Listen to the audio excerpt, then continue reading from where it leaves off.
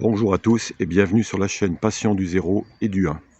Aujourd'hui, nous nous trouvons à Ploua, dans les Côtes-d'Armor, où je vais réaliser ma première exposition pour mon centre autorail ou mon petit dépôt.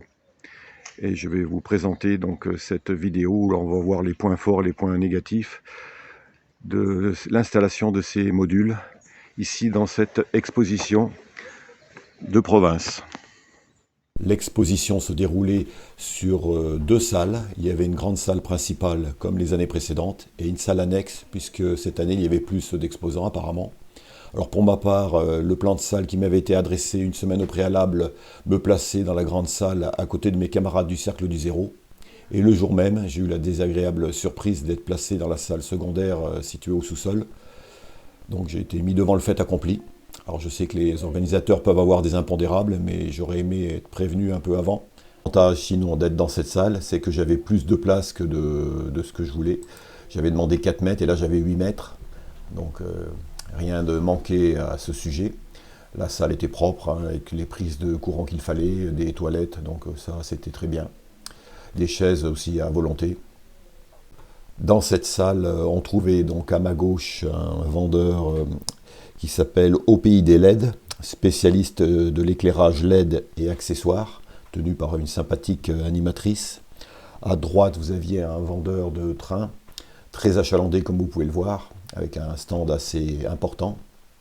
Et au centre, un réseau tenu par un sympathique couple qui s'intitulait Au plaisir de jouer. Donc l'animateur avait placé 2 souris filaires et de part et d'autre du réseau, et les enfants comme les adultes pouvaient prendre en main les trains, et il avait créé pour cela des scénarios. C'était assez ingénieux, et les enfants à l'issue se voyaient remettre un diplôme. C'était vraiment très bien conçu, très bien réalisé, et il m'a dit à la fin que en fait cette année c'était la première fois qu'il avait autant d'adultes. Il y avait quasiment plus d'adultes qui étaient venus jouer au train que d'enfants. Donc ça c'est comme quoi les adultes peuvent aussi se prendre au jeu. Et je lui ai dit, mais comment vous faites pour après transporter ce réseau qui était quand même assez un peu quand même volumineux. Et il m'a dit, j'ai fait un coffre à l'arrière de mon camping-car, un coffre en bois qu'il a placé sur le porte-vélo de son camping-car, et les modules réseau en 2 parties étaient placés verticalement dans ce coffre. Ainsi, il pouvait le transporter d'expo en expo. Sur ces photos, vous voyez l'ensemble du réseau à mon arrivée. Donc comme vous le savez si vous avez suivi les vidéos, c'est un réseau très compact. Et ça, je le valide à 100%, puisqu'il m'a permis seul de venir à l'exposition, de transporter ces caissons avec les modules dans le coffre de mon monospace, et encore, j'avais encore de la place. Et l'expo étant située à 80 km de chez moi et ouvrant le samedi à 11 h seulement, donc ça m'a permis d'arriver pour entre 9h15 et 9h30, et j'avais ainsi plus d'1h30 pour monter le tout, donc c'était très, très agréable. Alors l'installation en elle-même ne m'a pas posé de gros problèmes.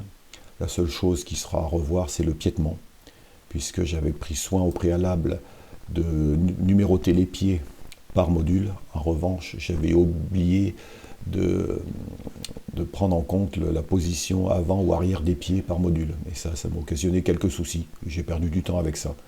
Mais c'est la seule chose voilà, qui m'a dérangé dans le montage. Sinon, tout le reste, partie électrique, ça s'est bien passé. Les accessoires, je les avais mis à part, je les ai mis au dernier moment. Tout ça s'est bien déroulé, comme vous pouvez le voir sur les photos après. La centrale, une centrale Markling que j'avais achetée pour faire du 1.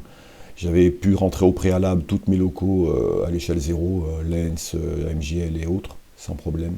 Donc ça, c'était bien. Et vous voyez, donc les circulations se sont enchaînées le samedi, qui a été assez calme, en nombre de visiteurs le samedi. En revanche, le dimanche, il y a eu beaucoup plus d'affluence, et ça, c'était bien. Le samedi, j'avais amené du matériel Lens et aussi AMJL. Les circulations se sont bien déroulées dans l'ensemble. Les gens étaient assez curieux et ont apprécié ce mini réseau qui leur permettait de voir que le 0 n'est pas forcément synonyme de grands espaces et de beaucoup de place. C'est pour ça que je leur ai dit que pour les grosses échelles, les réseaux modulaires linéaires étaient vraiment l'idéal pour les placer dans une pièce chez soi, une chambre ou autre, le long d'un mur, sur un meuble, et également facile pour emmener en exposition. Et donc les gens ont bien compris cela. D'ailleurs, j'ai été assez surpris que les gens en général connaissaient l'échelle 0. Alors bien sûr, au préalable, ils avaient vu mes collègues dans la salle principale, mais quand même, ils connaissaient l'échelle 0. En revanche, lorsque je leur parlais de l'échelle 1, ils ne connaissaient pas, ou très peu. Le dimanche, j'ai finalement privilégié d'utiliser que mes machines Lens, puisqu'elles ont un très bon fonctionnement. Le rendu sonore est aussi très bon et a été bien apprécié des spectateurs, puisque dans un dépôt de diesel, bon, le fait d'avoir du bruitage comme ça avec les moteurs, c'était vraiment apprécié. J'ai également eu la surprise de voir Franck, l'animateur de FG 3D, qui a été satisfait de voir l'utilisation de ces accessoires pour draisine et wagonnet à MJL. Tenant compte des observations faites par les visiteurs de cette exposition le samedi, le dimanche, j'ai décidé d'amener quelques coupons de voix Markling à l'échelle 1, ainsi qu'un locotracteur KOF accompagné d'un wagon couvert Opeln, le même que j'avais à l'échelle 0 au-dessus sur le module.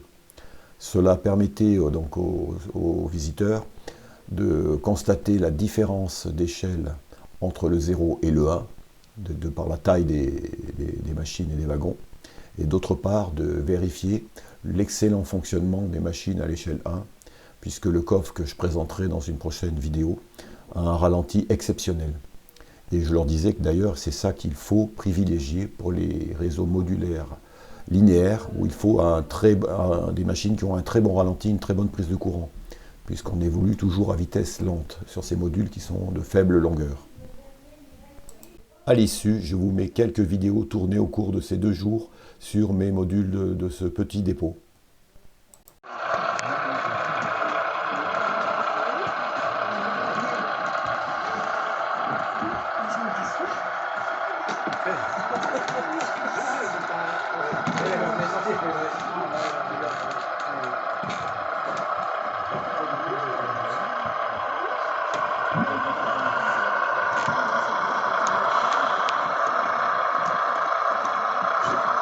Un petit peu de calme. Encore hier. Le 21 ? Non, non,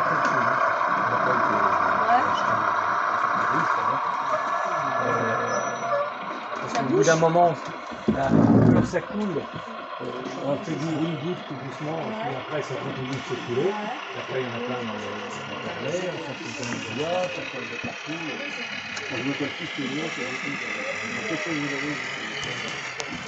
ça va passer.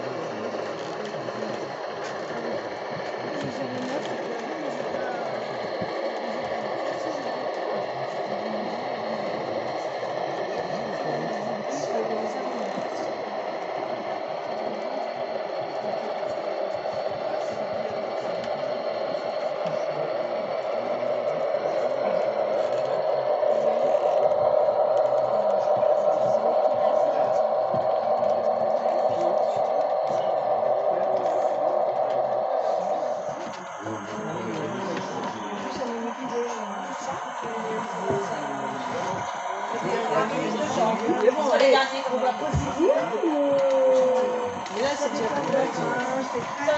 Mais la locomotive, elle arrêtait de stop.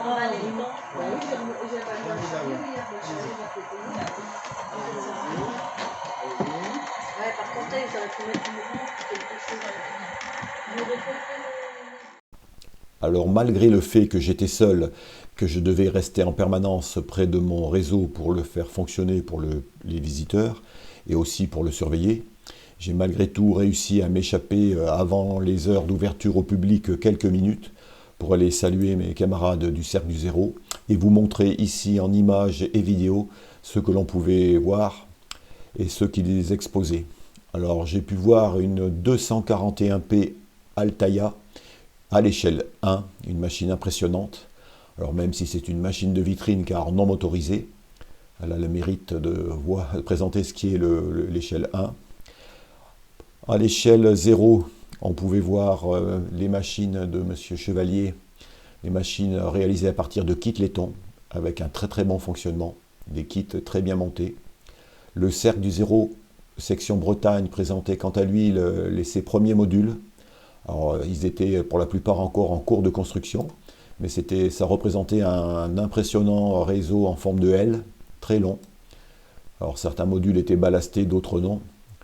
Et parmi ces modules, on pouvait voir donc la fameuse gare de Brédilly-Plouec, une gare avec un plan de voie réel, une gare qui sera très belle une fois terminée, je suppose. Tout ça en voie d'origine Péco. Après cette gare de Brédilly-Plouec, Yvan Bory, le président de la section Bretagne du Cercle du Zéro, avait réalisé une coulisse assez impressionnante de par ses dimensions, puisque comme vous le constatez, elle permettait de y garer une loco type BB 67000 avec 2 voitures voyageurs. Et ainsi d'autres rames marchandises, avec par exemple on voit ici un locotracteur Y7100 et plusieurs wagons de marchandises. Donc une coulisse assez simple dans sa réalisation, mais qui fonctionnait parfaitement.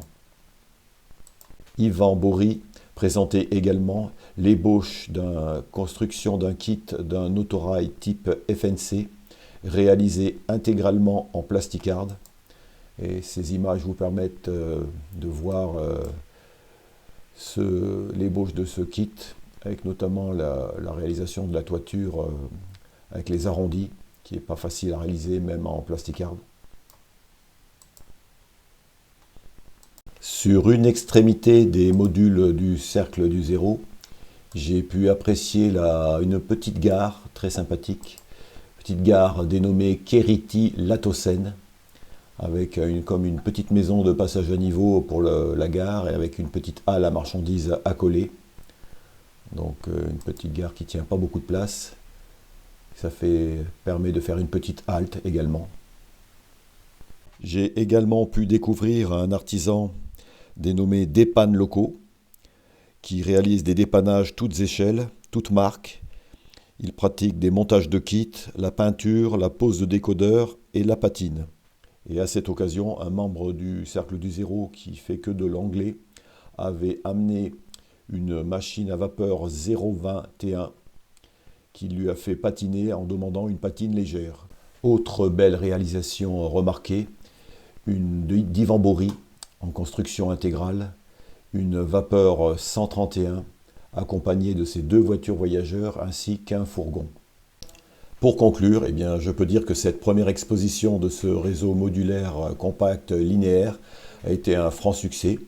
Il a été très apprécié du public qui m'a remis ses félicitations à de nombreuses reprises.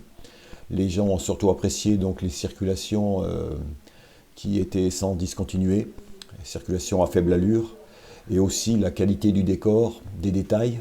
Par exemple, l'amicis que j'avais placé qui permettait de situer le réseau dans le temps, eh bien, les gens ont trouvé cela très bien. Donc tout ça, ça fait plaisir. Donc il y aura juste certains points, comme je l'ai évoqué, à améliorer, le piétement, aussi le plateau, puisque ces modules très légers, ce qui est appréciable pour le transport, mais avec un plateau en d'éperon, ça sera remplacé par un plateau en contreplaqué ou bois, surtout pour l'échelle 1, pour plus de résistance, parce que là j'ai constaté un léger affaissement sur le module 4. Sinon, ben, tout le reste est validé à 100%. Et je suis satisfait donc d'avoir participé à cette exposition malgré les conditions. Voilà, je vous dis à bientôt pour une prochaine vidéo. Merci.